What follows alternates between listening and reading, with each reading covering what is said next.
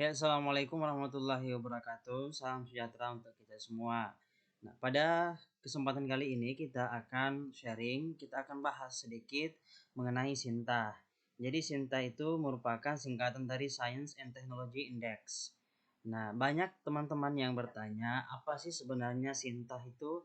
Kemudian apa manfaatnya dan gimana cara supaya kita memiliki akun SINTA.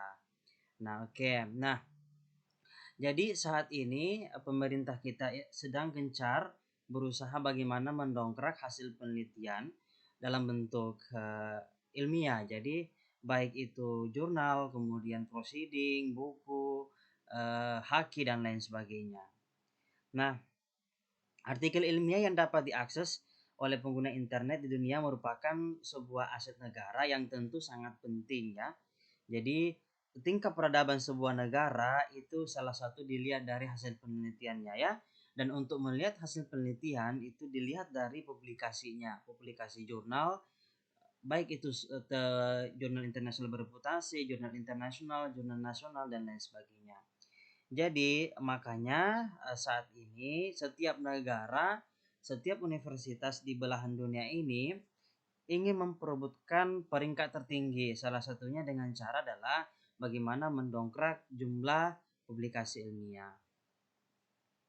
Nah, jumlah penduduk di negara kita di Indonesia itu merupakan peringkat 4 ya, terbesar di dunia dan relatif banyak jika dibandingkan negara-negara tetangga seperti Malaysia, Singapura dan lain sebagainya.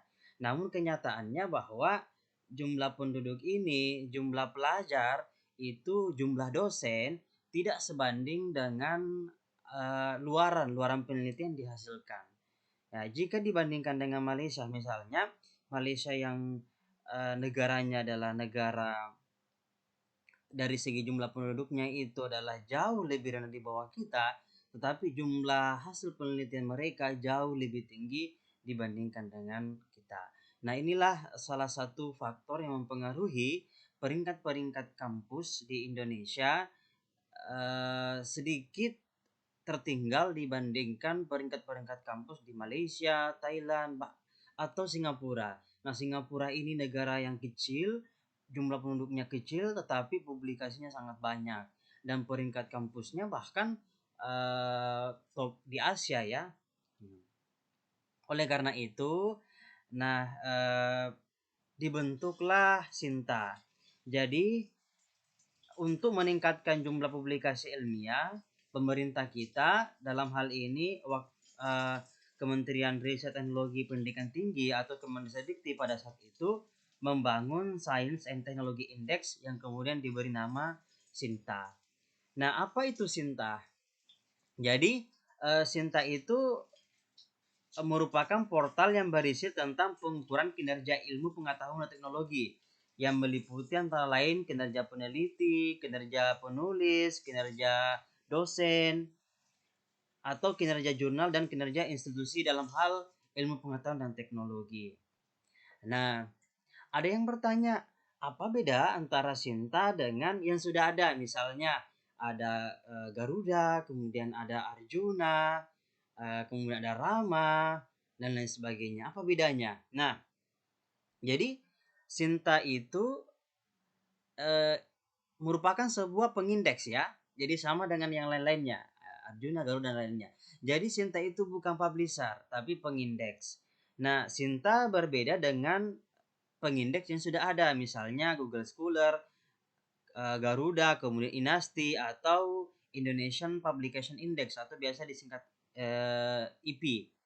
Nah, jadi SINTA ini sudah mengarah ke portal pengindeks global ya, sudah mengarah ke pengindeks global yang internasional. Jadi semisal Scopus yang sudah memiliki fitur yang lebih lengkap karena sudah dilengkapi dengan beberapa fitur seperti citasi, networking, riset, dan score. Jadi di SINTA itu kita bisa melihat bagaimana luaran Scopus masing-masing universitas, masing-masing perguruan tinggi, atau masing-masing peneliti. Jadi bukan hanya pengindeks nasional, tetapi SINTA itu lebih selain nasional juga ke internasional. Jadi ada Scopus, ada WOS dan lain sebagainya. Nah, untuk saat ini untuk WOS itu belum maksimal, tetapi yang sudah maksimal adalah Scopus. Nah, jadi di Scopus di Sinta itu kita bisa melihat bagaimana luaran jurnal masing-masing universitas, kemudian masing-masing outdoor, kemudian jumlah jurnal yang terakreditasi secara nasional. Jadi di Sinta itu ada 6 tingkatan jurnal yang terakreditasi. Ini untuk jurnal nasional ya. Ada Sinta 1, Sinta 2, sampai Sinta 6. Nah, Sinta 1 itu adalah jurnal-jurnal yang memang selain terakreditasi oleh Sinta atau nasional, ini juga sudah terindeks Scopus. Nah, jadi Sinta 1 itu ya bisa dikatakan jurnal papan atas lah ya di Indonesia, karena selain Sinta dia juga masuk ke Scopus.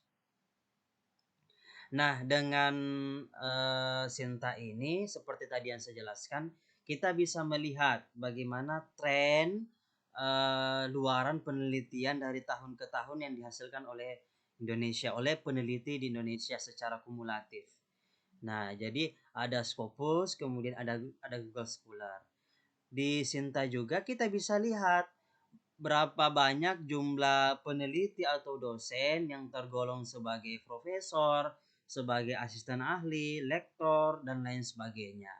Jadi seperti yang saya sebutkan tadi bahwa Sinta itu bukan hanya untuk dosen, tapi semua yang berprofesi sebagai peneliti. Makanya di sini kita bisa lihat ada yang pangkat jabatan fungsionalnya untuk dosen seperti profesor, asisten ahli, lektor, lektor kepala.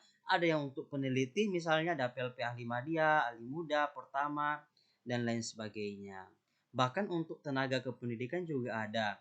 Tenaga pengajar juga ada. Jadi tenaga pengajar ini boleh misalnya untuk guru dan lain sebagainya. Jadi cukup lengkap. Bisa dikatakan ya sangat lengkap lah ya dibandingkan dengan pengindeks jurnal yang telah ada sebelumnya. Nah, sekarang apa saja sih fitur-fitur yang ada di Sinta itu? Nah, untuk melihat jadi fitur-fitur yang ada di Sinta itu ada dibagi menjadi 3. Yang pertama ada citasi, kemudian ada networking, kemudian ada research outputnya. Sebagai contoh misalnya saya coba masuk di akun Sinta saya. Ya, saya coba untuk melihat. Jadi kita masuk di sini. Nah, dari sini itu kita bisa melihat bagaimana kinerja peneliti. Jadi bagaimana jumlah Scopus, ini research outputnya, jumlah Scopus yang dihasilkan dari tahun ke tahun, kemudian kuartal Scopusnya, kemudian kita juga bisa melihat bagaimana citasinya, ya citasi di Google Scholar per tahun. Nah, yang ini adalah citasi Google Scholar. Jadi misalnya tahun 2015 saya punya jurnal yang disitasi artikel yang disitasi sebanyak 2 kali. Nah, di tahun 2021 ada sekitar 30 citasi. Nah, kalau misalnya untuk di Scopus, nah di sini juga ditampilkan jumlah citasinya. Nah, itu. Kemudian research outputnya. Jadi research output itu adalah hasil luaran penelitian, baik itu dalam bentuk jurnal, proceeding, jurnal internasional, atau jurnal nasional. Nah, bisa kita lihat di sini. Untuk Scopusnya itu, jadi ada artikel, kemudian artikel ini dalam bentuk jurnal ya. Kemudian ada konferensi, konferensi itu berarti proceeding, ini terindeks Scopus. Kemudian jumlah artikel sesuai dengan kuartilnya. Jadi ada yang Q2, ada 1, Q3, kemudian Q4 dan undefined ya yang tak terdefinisi. Jadi kemudian selain Scopus itu juga ditampilkan sudah research outputnya untuk artikel yang terindeks Sinta. Jadi misalnya Sinta 2 berapa, Sinta 3 dan seterusnya. Jadi cukup lengkap. Nah, selain jurnal, kita juga bisa melihat jumlah luaran dalam bentuk buku ya. Ini dalam bentuk buku. Kemudian jumlah luaran dalam bentuk haki misalnya. Nah, ini IPR ya. Nah, selain itu kita juga bisa lihat bagaimana peringkat kita secara nasional. Jadi ini peringkat secara nasional, secara umum ya. Kemudian ini adalah peringkat secara nasional 3 tahun terakhir. Nah, berbeda ya. Kalau ini selama kita jadi dosen dari awal, kemudian yang ini adalah 3 tahun terakhir. Jadi berbeda. Nah, untuk peringkat kita juga bisa lihat dengan jurnal dengan Sinta ini kita juga bisa lihat peringkat kita di afiliasi. Misalnya untuk saya di Universitas Bosowa itu peringkatnya secara umum dan peringkatnya 3 tahun terakhir. Nah, kalau misalnya kita ingin melihat siapa-siapa saja sih dosen-dosen yang ada di atas kita, nah itu bisa kita masuk ke akun afiliasi kita. Nah, di akun afiliasi itu kita bisa klik outdoor. Nah, dari outdoor ini kita bisa lihat ya siapa-siapa saja eh, dosen di afiliasi kita yang memiliki track record dalam penelitian. Dalam hal ini adalah output penelitian dan citasinya. Nah, jadi ada citasi, ada research outputnya. Nah, kemudian apa sih sebenarnya keunggulan dari Sinta itu? Jadi keunggulan utama Sinta dibandingkan dengan portal pengindeks yang lain yang dapat secara otomatis mengindeks hasil karya yang telah terindeks di Google Scholar, Scopus, Inasti, dan Indonesian Publication Index. Jadi kalau misalnya kita punya artikel dan terbit di database Scopus atau di website Scopus, maka secara otomatis itu akan masuk ke dalam Sinta, akan terbaca.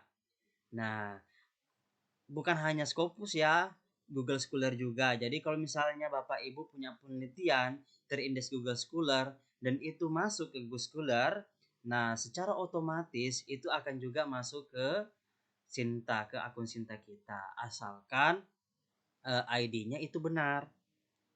Nah, begitupun juga dengan Inasti dan Indonesian Publication Index. Nah, semua artikel yang masuk ke Inasti dan Indonesian Publication Index juga akan terbaca oleh Sinta. Nah, sekarang gimana cara membuat Sinta? Oh ya, sebelum saya memperagakan gimana cara untuk mendaftar Sinta, nah terlebih dahulu saya ingin menginformasikan bahwa Sinta ini dibuat untuk mewadahi hasil penelitian yang sudah dipublikasikan secara online. Jadi semua yang online di Google Scholar itu secara otomatis akan masuk di Sinta. Kalau misalnya penelitian kita tidak terindeks Google Scholar atau misalnya belum masuk ke jurnal yang tidak online, maka tidak akan bisa dibaca oleh Sinta. Seperti itu. Jadi orang yang dapat berkontribusi di portal Sinta adalah para peneliti dan dosen, seperti yang tadi saya sebutkan. Apakah boleh mahasiswa? Sebenarnya mahasiswa tidak bisa ya, karena ada beberapa persyaratan yang harus kita masukkan ketika kita ingin membuat akun Sinta. Nah, dosen dianggap sebagai peneliti ya, karena kan kita tahu bahwa dosen itu tridharma. Jadi ada pengajaran, ada penelitian dan pengabdian. Penelitian dan pengabdian outputnya dalam bentuk artikel atau proceeding atau jurnal. Kemudian sedangkan pengajaran bisa dalam bentuk bahan ajar atau buku yang semuanya bisa masuk ke dalam Sinta. Jadi dapat disimpulkan bahwa profesi yang menyumbang besar jumlah hasil penelitian itu adalah tentu saja dosen, kemudian peneliti, dan juga dari mahasiswa ya. Jadi sebagian juga dari mahasiswa. Nah, sekarang bagaimana cara untuk mendaftar Sinta? Nah, untuk mendaftar Sinta atau registrasi sebenarnya tidak sulit. Jadi, kita hanya memerlukan email. Email ini sebaiknya email resmi ya. Ya misalnya yang terakhirnya .ac.id misalnya. Nah, seperti itu. Nah, data diri yang kita butuhkan nama lengkap, kemudian status kita. Status kita kalau misalnya peneliti atau dosen. Kemudian nomor induk dosen, instansi tempat kita bekerja, dan jabatan dalam pekerjaan. Nah, langsung saja kita registrasi. Nah, di sini sebenarnya saya tidak akan memperagakan langsung karena sebelumnya saya sudah membuat ya, saya sudah mendaftar di Sinta dan saya sudah punya akunnya. Jadi saya hanya akan menjelaskan sedikit saja mengenai proses registrasinya. Nah, di sini negara ya tentu saja Indonesia ya. Kemudian status kita di sini silakan pilih apakah lecturer atau researcher. Nah, kalau misalnya researcher tentu kita punya NIK atau NIP. Nah, kalau misalnya untuk lecturer, dosen berarti tentu punya NIDN atau NIDK. Nah, kita masukkan di sini. Kemudian full name kita, full name itu tanpa gelar ya. Kemudian afiliasi kita di mana. Kemudian academic grade kita atau jabatan fungsional, apakah tutor atau ini untuk dosen itu ada tutor, ada asisten ahli, kemudian ada lektor kepala, dan profesor. Sedangkan untuk peneliti itu ada peneliti pertama, ahli muda, ahli madya, dan ahli utama. Kemudian ada ID card number, ini untuk nomor KTP kita. Kemudian email, gunakan email yang resmi ya dari institusi kita masing-masing. Nah, password ini buatlah password yang mudah untuk diingat ya, jangan dilupakan karena akan sangat menyulitkan kita ketika kita ingin login misalnya. Kemudian konfirmasi password, jadi password ini kita konfirmasi di sini. Nah, Google Scholar URL kita masukkan Google Scholar kita. Gimana caranya? Kita tinggal masuk ke Google Scholar. Jadi kita klik di Google di mesin pencarian Google Scholar. Kemudian kita masukkan nama kita.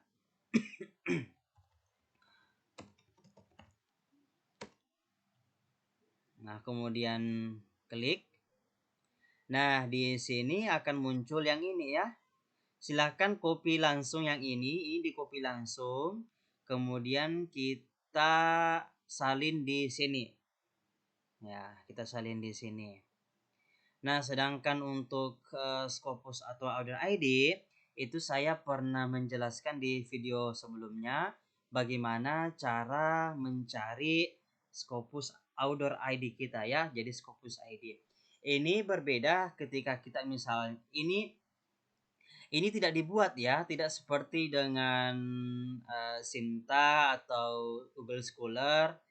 Jadi Scopus Outdoor ID itu muncul dengan sendirinya ketika kita sudah memiliki minimal satu artikel terindeks Scopus. Apakah itu jurnal atau prosedik terserah. Intinya terindeks Scopus. Nah, secara otomatis kita akan punya ID Scopus. Nah, untuk melihat atau cara mencari ID-nya silahkan nonton video. Nah, ketika semuanya telah kita masukkan, lanjut kita register. Nah, kemudian di register, nah, nanti kita aktivasi, akan ada email yang masuk, kemudian kita aktivasi. Nah, kita tunggu beberapa saat, permohonan kita akan disinkronkan oleh tim Sinta. Nah, tim Sinta ini ada dua tim Sinta. Ada yang penanggung jawab secara nasional ya, di tingkat nasional, dan ada penanggung jawab di masing-masing universitas atau institusi. Jadi di setiap institusi itu punya semacam operator yang akan mensinkronkan setiap artikel yang masuk atau setiap aktivitas yang kita lakukan di Sinta. Karena kalau misalnya kita tunggu di nasional itu kadang butuh waktu yang lama. Jadi silahkan setelah Bapak Ibu membuat meregister kemudian mengaktifasi, silahkan mengkontak masing-masing operatornya di masing-masing afiliasinya. Nah, jadi setelah disinkronkan, disetujui, jadi kita sudah memiliki akun Sinta. Contohnya misalnya, untuk yang saya punya itu,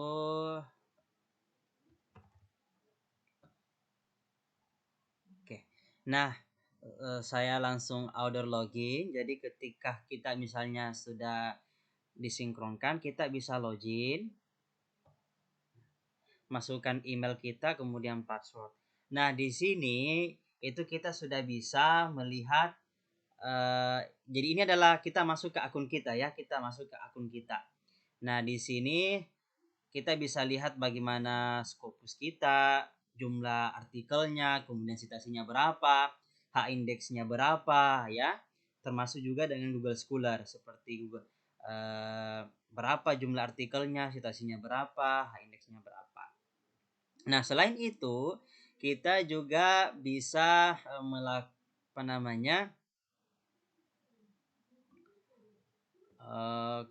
kita bisa memasukkan buku kita. Jadi di sini ada tombol add book, itu kita masukkan add book. Kita bisa masukkan buku kita melalui fitur ini. Jadi kita klik, nah tinggal kita masukkan ISBN-nya. Nah ketika ISBN-nya benar, terbaca dengan baik, ketika kita search, maka akan muncul secara otomatis. Ya, akan muncul secara otomatis. Seperti itu. Nah, kemudian hak kekayaan atau HQ ya, atau intellectual property rights. Nah, di sini juga kita bisa memasukkan HQ kita, IPR kita. Nah, tinggal kita masukkan nomor permohonannya yang dari Kementerian Hukum dan HAM itu ya, di bagian HQ, Dirjen HQ. Nah, kita masukkan nomor permohonan, kemudian kita search, nanti akan muncul, tinggal kita klaim ya. Tinggal diklaim. Nah, kemudian WOS. Jadi WOS ini adalah singkatan dari Web of Science. Nah, di sini akan muncul artikel-artikel kita yang terindeks WOS ya. Nah, dia akan muncul secara otomatis. Kalau misalnya Bapak Ibu ini kan biasanya dibaca dari Pablon ya. Jadi kalau misalnya Bapak Ibu di Pablon atau di WOS-nya ada beberapa artikelnya dan ternyata tidak sesuai dengan yang tertera di sini. Nah, Bapak Ibu bisa lakukan request sinkronisasi ya. Jadi ini melakukan permohonan agar dilakukan sinkron. Misalnya ini ya. Yes, sinkron. Nah, nanti kita sudah melakukan permohonan untuk disinkronkan, nanti pihak verifikator atau pihak Sinta baik di tingkat nasional atau di tingkat universitas itu akan melakukan sinkronisasi. Nah, begitupun juga dengan Garuda dokumen kita. Nah, di Garuda dokumen kalau misalnya terdapat ketidaksesuaian dengan data di portal Garuda, itu kita juga bisa melakukan permohonan untuk disinkronkan seperti itu. Nah, setelah kita sinkronkan, maka selanjutnya kita bisa mengkontak bagian verifikatornya untuk segera dilakukan sinkronisasi. Nah, Nah, selain itu kita juga bisa melakukan update profile. Nah, update profile ini misalnya kita ingin agar profile kita itu sama dengan yang di PDDikti, kita bisa melakukan permohonan untuk sinkronisasi. Kemudian di ini saya ini saya belum asisten ahli ya, itu masih belum keluar jabatan fungsionalnya. Jadi ini kita ubah update profile. Nah, di sini kita bisa menambahkan Scopus agar kita Research ID, kemudian Pablon ID dan Garuda ID. Ini saya sudah tutorialnya, saya sudah buatkan videonya. Jadi silahkan Bapak Ibu melihat kembali cara untuk memasukkan Research ID, Pablon ID dan Garuda ID ke akun Sinta. Nah, di sini kok bisa SPD-nya 2 kali, MS-nya 2 kali. Ini sebenarnya karena kita sinkron dengan PDDikti. Jadi ini sesuai dengan data dari PDDikti-nya. Nah, sekarang saya akan coba masuk melihat. Jadi ini adalah akun saya masuk ke akun saya. Saya ingin melihat output saya. Jadi kalau misalnya orang lain ingin melihat bagaimana output penelitian saya atau karya yang dihasilkan, nah bisa dilihat secara langsung, tinggal mengklik nama dosen atau peneliti yang ingin kita lihat. Nah, di sini juga kita bisa melihat bagaimana sih sistem penskornya. Nah, untuk melihat sistem penskornya, kita langsung masuk ke scoringnya. Nah, di sini ditampilkan berapa skor kita selama secara umum atau overall, kemudian skor kita 3 tahun terakhir. Nah, jadi Bapak Ibu bisa lihat di sini, ini ada perbedaan di sini. Jadi untuk nilainya ya kita akan bahas. Jadi kalau Bapak Ibu punya jurnal kuartelnya Q1 atau itu nilainya adalah 40. Sedangkan untuk Q2 adalah ya sama 40 juga. Jadi saya punya satu Q2. Kemudian untuk Q3 nilainya 35. Kemudian untuk Q4 nilainya 30. Kemudian untuk Scopus non Q atau non kuartil itu nilainya 30. Sedangkan untuk Scopus non jurnal dalam hal ini adalah proceeding atau buku, itu nilainya adalah 15. Nah, bagaimana kalau misalnya artikel Scopus kita disitasi oleh artikel yang terindeks Scopus, baik itu jurnal atau proceeding atau buku. Nah, nilainya adalah 4. Ya, jadi nilainya 4. Kemudian sedangkan kalau citasi di Google Scholar itu hanya 0,5. Jadi beda jauh ya, beda jauh. Sedangkan untuk jurnal terindeks ya, jurnal terakreditasi atau jurnal terindeks Sinta, untuk Sinta 1 nilainya adalah 25. Sinta 2 sama 25 juga, kemudian Sinta 3 20 dan Sinta 4 20, Sinta 5 15, sedangkan Sinta 6 15. Nah, jadi untuk Scopus ini nilainya sangat luar biasa ya ketika disitasi.